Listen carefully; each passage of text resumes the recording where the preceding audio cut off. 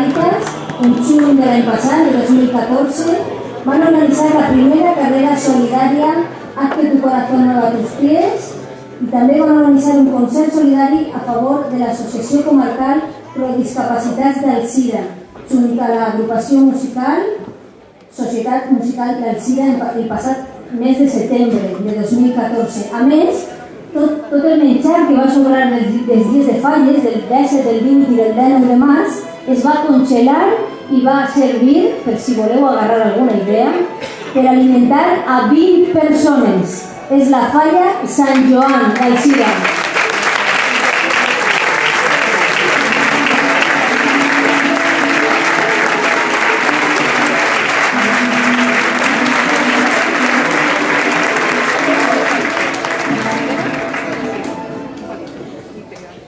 En queden dos. Falla 350 quilos de